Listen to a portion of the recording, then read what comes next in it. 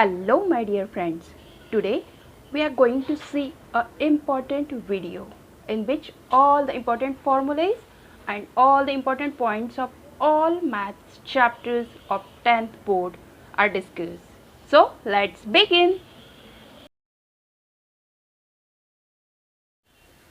So let's begin with first chapter, real number. In real number we know that natural numbers means from 1 to infinite. If we add 0 to the natural number, then we will get whole numbers. If we add negative number to the whole number, then we will get integers. And if we write the integers in p upon q form, then we will get the rational number. And the numbers which cannot be written in p upon q form are called as irrational numbers. Those all numbers are togetherly called as real numbers. Okay. Again in this chapter we have seen Euclid's division lemma. It is nothing but a simple division method. If a and b are positive integers and if we divide a by b and b is a divisor and a is dividend, then we can write the equation as a is equal to bq upon r. Means dividend is equal to divisor into quotient plus remainder. We know this formula. This is nothing but the Euclid's division lemma, simple division method.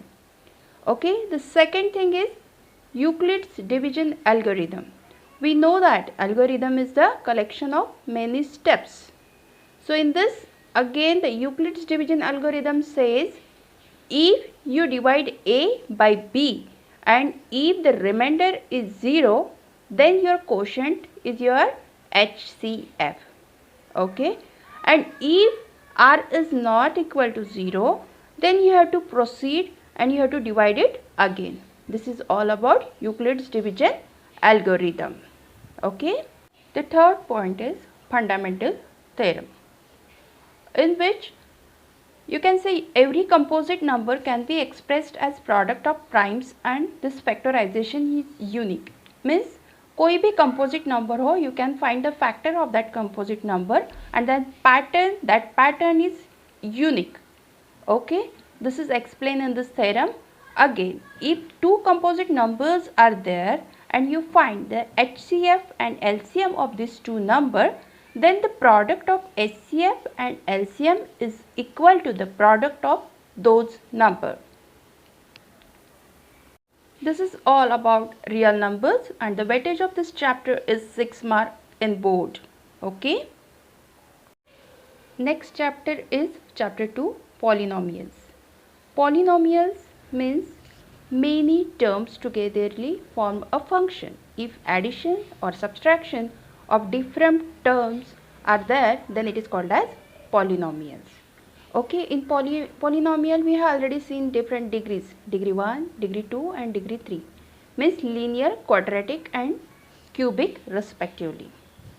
The standard forms of the linear equation, quadratic equation and cubic equations are ax plus b is the linear equation, ax square plus bx plus c is a quadratic and ax cube plus bx square plus cx plus d is the cubic equation. These are very important standard forms in this chapter.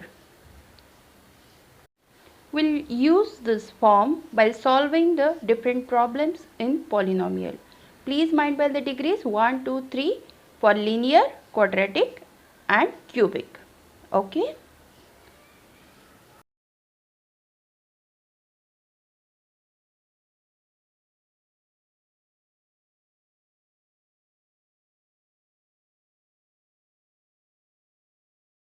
Now we'll see the zeros of the polynomial. Zeros of the polynomial is nothing but the roots of that polynomial. We can find the roots of any polynomial and that roots are called as zeros. Zeros are represented by alpha, beta and gamma as per the equation. Okay. So for linear equation, alpha is equal to minus b upon a. For quadratic equation, there are two roots, alpha and beta. So equation is alpha plus beta is equal to minus b upon a. Alpha into beta is equal to c upon a. For cubic equation, alpha, beta and gamma, and the relation is given here. Alpha plus beta plus gamma is equal to minus b upon a. Alpha, beta and gamma is equal to minus g upon a. Alpha into beta plus beta into gamma plus gamma into alpha is equal to c upon a. This is the relation of 0 with the coefficient of the equation.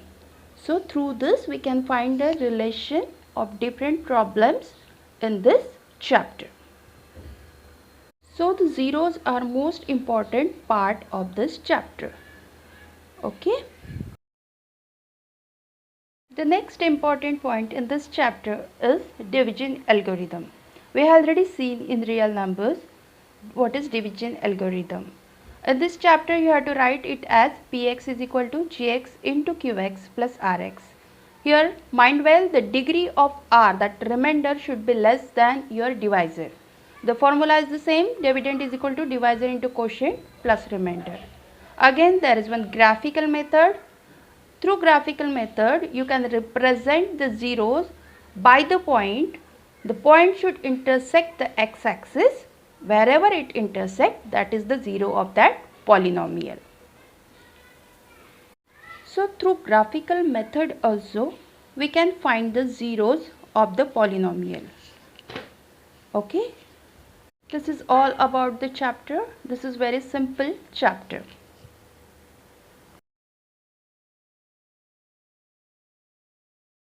Now the chapter 3, that is pair of linear equation with two variables. We all know what is linear equation, but here we have to use the linear equation with two variables. Okay, we'll generally use x and y, and the standard form of linear equations are given here. a1x plus b1y plus c1 equals to 0, and a2x plus b2y plus c2 equal to 0. There are three cases in this chapter. First is if the lines intersect each other at one point and if the lines are parallel, and third case if the lines are coincident. In first case, if the line intersect in one point, then it is called as one solution consistent, and if the lines are parallel, then there is no solution or called as inconsistent. If the lines are coincident, then it is called as infinitely many solutions or consistent lines. The formulas for these three cases are given in the form of coefficients of the standard linear equation. That is, a1 upon a2 is not equal to b1 upon b2 for first case, a1 upon a2 equal to b1 upon b2 but not equal to c1 upon c2 is called as parallel lines, and a1 upon a2 equal to b1 upon b2 equal to c1 upon c2 is the coincident case, that is infinitely many solution case. So these are the three cases we have seen in this chapter which are very important. Okay.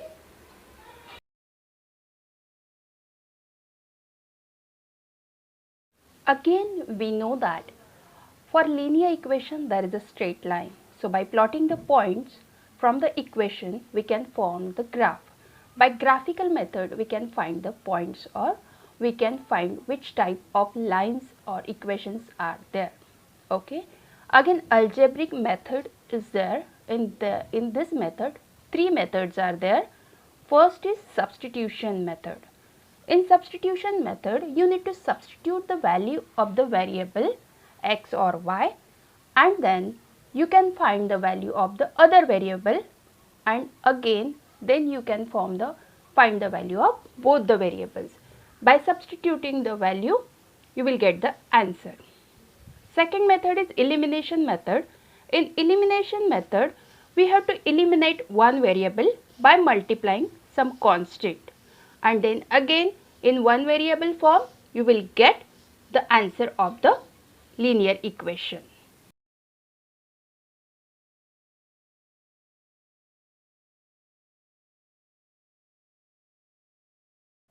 Third is cross multiplication method. As the name suggests, you have to cross multiply. The figure is shown here.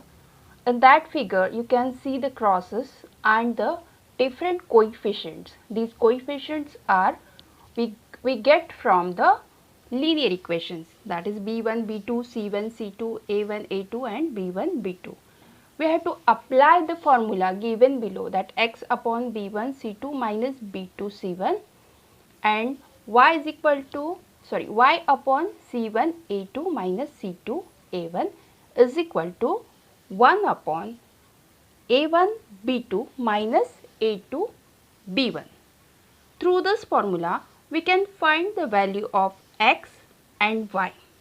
The variables, we get the values of these variables by this method, which is one of the easiest method, and you get the solution by cross multiplying the coefficient. So this is again one simple method.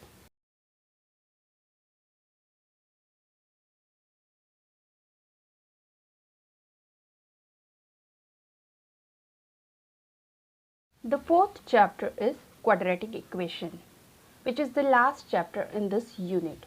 The weightage of this entire unit is 20 marks. Quadratic equation is one of the simplest chapter in this section. Okay. The standard form of quadratic equation is ax square plus bx plus c equals to 0, where a should not equal to 0. To solve the quadratic equation, the first method is factorization method. In factorization method, what you have to do, you have to just split the middle term so that you will get the sum and product accordingly, and the factors will find the roots of that quadratic equation. This is one simple method. Again, by formula you can solve the equation. Formula is minus b plus minus in root b square minus 4ac upon twice a. Discriminant value is known as b square minus 4ac. Again, if the b square minus 4ac is greater than 0, then the roots are real and unequal. If it is equal to 0, then roots are real and equal. If it is less than 0, then the roots are imaginary. Discriminant, through discriminant you can find the nature of the roots. That's why discriminant is also important. This is all about the quadratic equation, which is very important chapter in this section. So hope this is entire chapter. We have covered the entire chapter.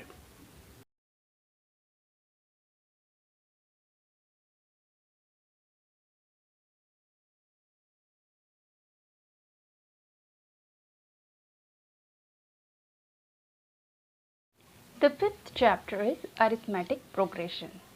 Arithmetic progression is the list of numbers in which each term is obtained by adding a fixed number in the preceding term. It is a list like 1, 2, 3, 4, 5, 6 and so on, or 2, 4, 6, 8 and so on. The standard form of this series is a plus d, a plus 2d and so on. The difference between this term is known as common difference, which is denoted by d. The nth term formula is also given over here, that is an is equal to a plus n minus 1d. The last term is denoted by L. Again, there are three formulas for finding the sum of the nth numbers, which are in AP.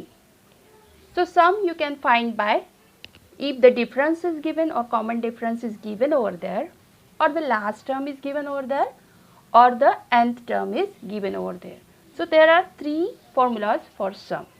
This is all about arithmetic progression, and it is very simple chapter. You can solve by using these formula. Okay? You can solve the problem on the basis of these formulas.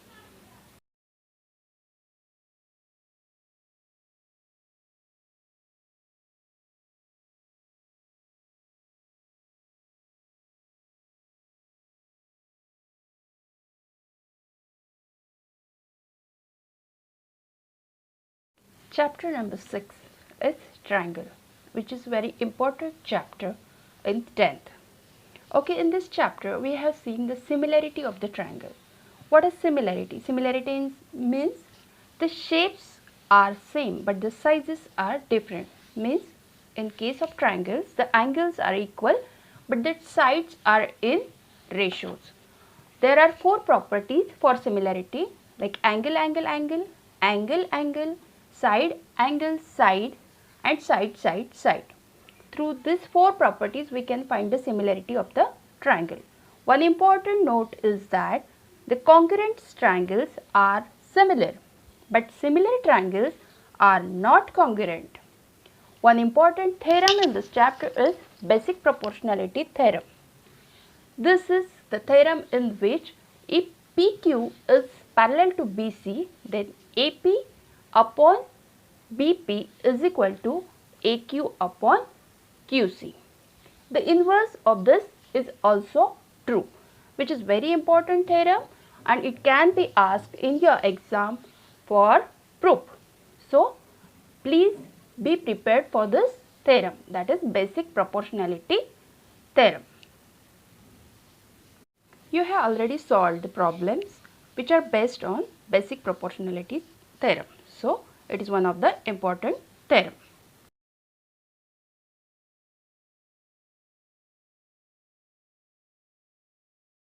Again, 2 theorems are there in this chapter which are important.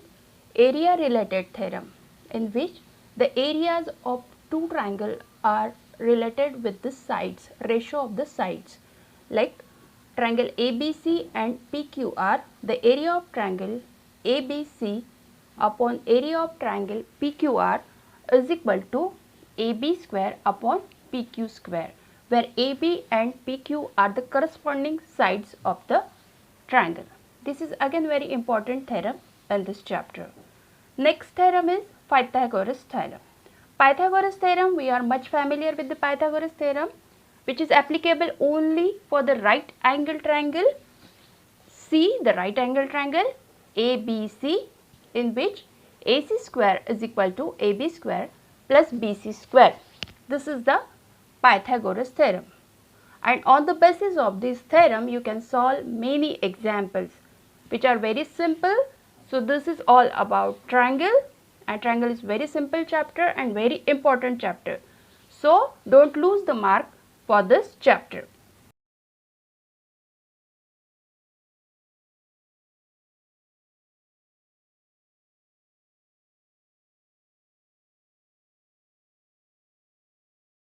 Next chapter is coordinate geometry. As the name suggests, coordinate geometry means the coordinates are given and you can find the distance or section as per the formulas. This chapter is related with different formulas. You have to just apply the formula and you will get the answer. First formula is distance formula. To find the distance between 2 points, the coordinates of the 2 points are given and you can find the distance by the given formula. Second is section formula. In section formula, the line is divided into 2 sections, and if you know the ratio, then you can find the coordinates x or y, or if you know the coordinates, you can find the section or the ratio in which the line is divided. So, this is again very important formula. Both the formulas are very important. On that basis, you can solve the problems.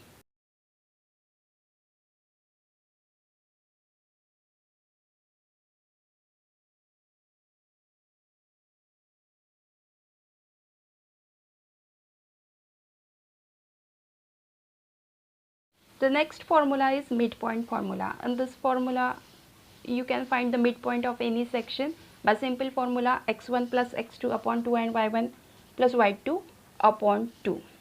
Second one is centroid formula. Centroid is a point where the medians intersect each other. In a triangle, you can draw a median, and the point where the medians intersect is called as centroid.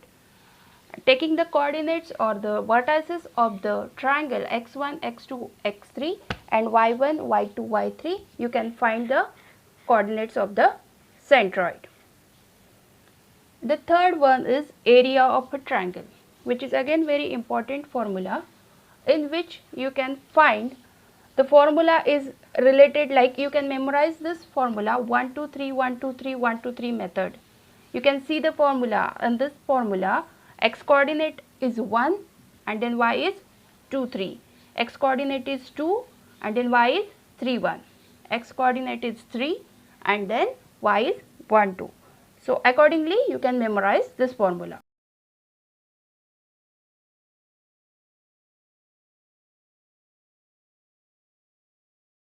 The next chapter is Introduction to Trigonometry, which is very important chapter, and trigonometry functions are only applicable to the right angle triangle. You can see the right angle triangle in which P is perpendicular, H is hypotenuse, B is base. On that basis, we know the formulas that sin theta is equal to perpendicular upon hypo, cos theta is equal to base upon hypo, tan theta is equal to perpendicular upon base. You can memorize this by PBP upon HHB. In my previous video, I have mentioned this formula. You can memorize by Panna Bhuka Pyasa, Hira Hara Bhara. Okay. Again, trigonometric table is there in this chapter, which is based on the angles. Angles are 0, 30, 45, 60 and 90. You can refer your book for the trigonometric table. Again, the relation between the functions. There are functions, trigonometric functions like cosec, which is related with sine, that is cosec is equal to 1 upon sine, sec is equal to 1 upon cos theta, tan is equal to 1 upon cot theta, and cot theta is equal to 1 upon tan theta. Tan theta is equal to sin theta upon cos theta, which is very important to solve the problem. This formula is very important in case of solving the problems. Again, sin theta and cos theta are basic functions. You can convert each and every trigonometric function in sine and cos form. To solve the problem, you need these formulas. In first exercise, only sin theta is equal to P upon H, cos theta is equal to B upon H, and tan theta is equal to P upon B is important. Remaining formulas are for next section.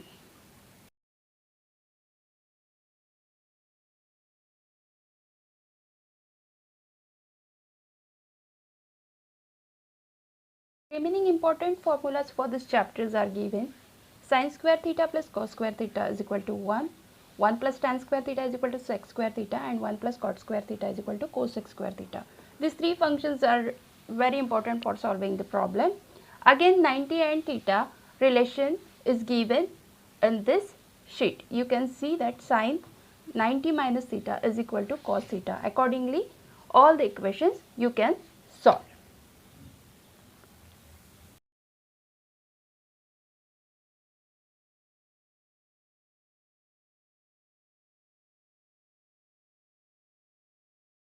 The next chapter is circle, which is very important. Okay, what are the circles? Circle is a collection of all points which are at constant distance from the fixed point.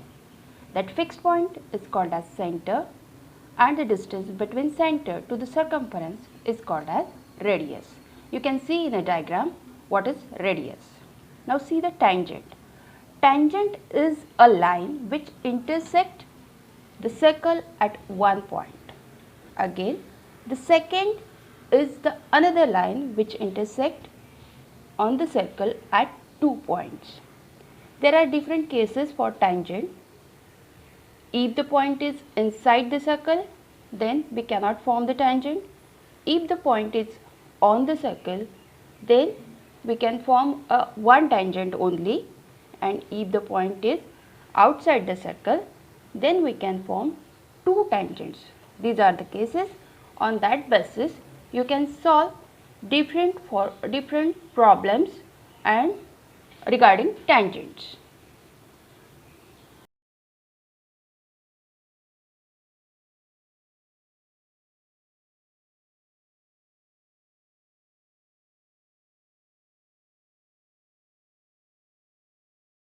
The next important theorem in this chapter are: the first theorem is regarding tangent. The tangent at any point at the circle is perpendicular to the radius through the point of contact. You can see in the diagram that xy is a tangent and OP is the perpendicular drawn from the center. This is the proof. We have to prove that the tangent is perpendicular to the radius OP. the theorem is given, and which is very important. It can be asked in your exam. The next important theorem is the length of the tangent drawn from any exterior point to the circle are equal.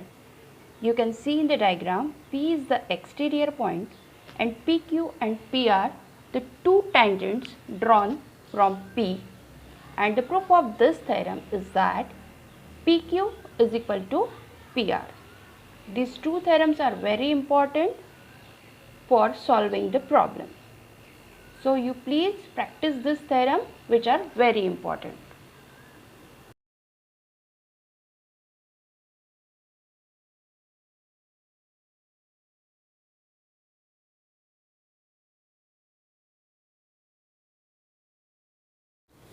The next chapter is area related to circle. We have already seen the chapter circle. Now we have to find the areas related to circle. We know the basic formulas for the circle, that is circumference of the circle is 2 pi r or pi d, as 2r is equal to d. D is a diameter. Now area of a circle is pi r square. Again we can find the area of a ring. In ring, the outer radius is capital R and the inner radius is small r. Through that you can find the area of a ring. Area of a sector of a circle, if you have to find the area of a sector, then you have to multiply theta upon 360 by pi r square, as pi r square is the area of the circle. And if you have to find the circumference of the sector, then you have to multiply 2 pi r by theta upon 360. Just mind well, just remember area and circumference formulae, where r is the radius and theta is the angle of the sector. Through this formula you can solve all the problems in this chapter.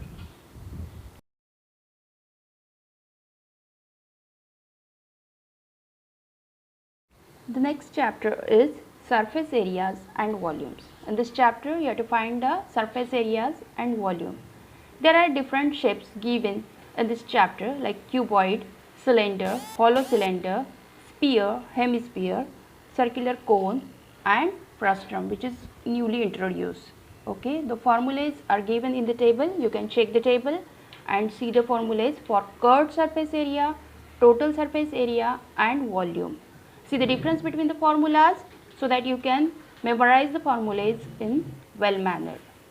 So please go through this formula and solve the problem on the basis of this formula, so that you will get the benefit of this sheet.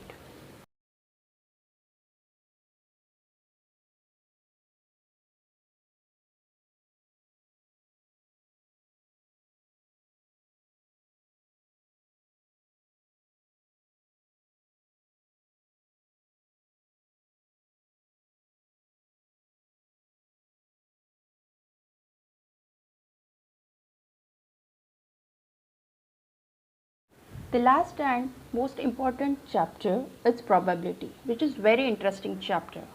The probability means the possibility of an event to occur. We can see here the event is denoted by E. The mathematical term PE equal to, in denominator you have to write the all possibilities of that event to occur, and in numerator you have to write the favorable outcomes. So that you will get the formula PE is equal to number of outcomes favorable to E upon number of all possible outcomes of the event. So this is very important formula. On that basis you can solve the problem. Again, if the event is sure or certain, the probability of that event is 1, and if the event is totally impossible or uncertain, the probability of that event is 0. The probability of an event lies between 0 and 1. You can see here probability lies between 0 and 1. Now for any event, if the event is certain and if the event is uncertain, if one event is 40% certainty is there and 60% uncertainty is there, then the addition of both is 1, where that E and E bar are complementary events to each other. Okay, this is all about probability. So we have seen almost all the chapters, and now just practice all the problems and examples given in the textbook. Refer the sheet for the formulas, practice the formulas so that you will get the confidence and go with confidence for an exam, and you will get the benefit of all this formula for your exam. So be confident and all the best. In my previous video, I have asked one question regarding trigonometry. So the answer is given by Manasvi. So congratulations Manasvi regarding that. And again, thank you for watching my video and practice for all the examples, and all the best to you, and thank you.